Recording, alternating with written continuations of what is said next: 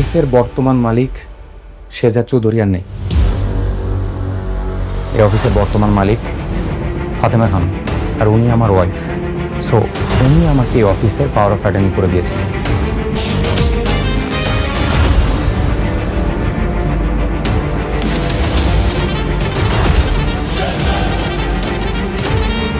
চিনতে পারছেন? আপনার পরনে এইসব পোশাক কেন? স্যার আপনি? সাইলেন্ট! তোমাদের সবার সাহস তো কম নয়।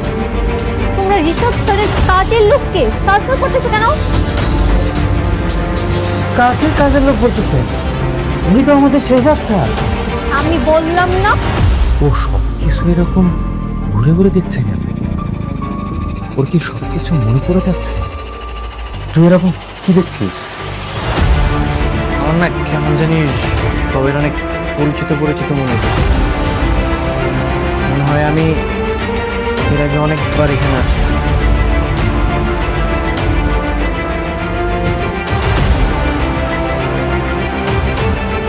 আসসালামু আলাইকুম বন্ধুরা, আপনারা ইতোমধ্যেই দুনিয়ার টাকার গোলাম নাটকের ৬ষ্ঠ পর্ব দেখে ফেলেছেন। এবার সবাই অপেক্ষা করছেন ৭ নম্বর এপিসোডে আসলে কি ঘটতে চলেছে। গোলাম কি সত্যিই শেজাদা হয়ে যাবে?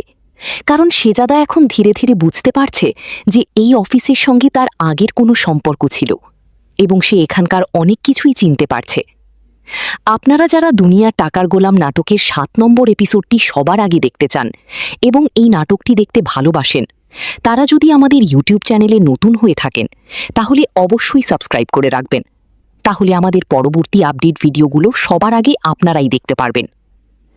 দুনিয়ার টাকার গোলাম নাটকের ৭ম পর্বটি আরও বেশি ইন্টারেস্টিং হতে যাচ্ছে, কারণ শেজাদা এবার অফিসে গিয়ে বুঝতে পারছে সে এই অফিসে একসময় নিয়মিত আসত। অর্থাৎ ৭ নম্বর এপিসোডে আমরা দেখতে পারি গোলাম শেজাদার রূপ নিয়ে অফিসে প্রবেশ করবে।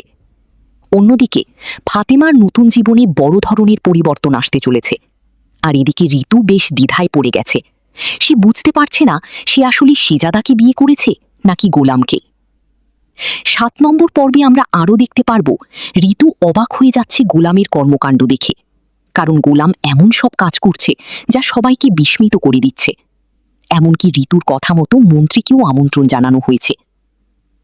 অন্যদিকে গোলাম ধীরে ধীরে শেজাদার রূপে নিজেকে প্রকাশ করতে শুরু করেছে, আর এই পরিবর্তন দেখে ঋতু আরও বেশি অবাক হয়ে পড়ছে, কারণ সে বুঝতেই পারছে না ভবিষ্যতে ঠিক কি হতে চলেছে।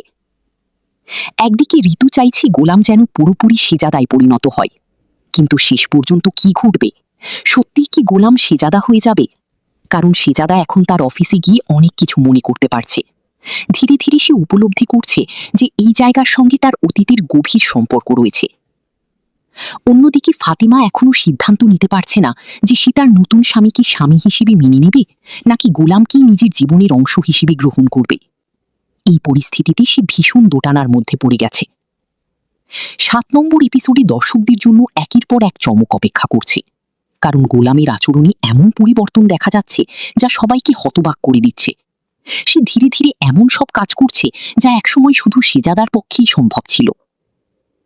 এদিকে ঋতুও বেশ চিন্তায় পড়ে গেছে, কারণ সে বুঝতে পারছে না তার সামনে যে মানুষটি দাঁড়িয়ে আছে সে আসলে গোলাম নাকি শেজাদা। আর এই রহস্যই নাটকটিকে আরও বেশি আকর্ষণীয় করে তুলেছে। আপনারা যারা দুনিয়ার টাকার গোলাম নাটকের প্রতি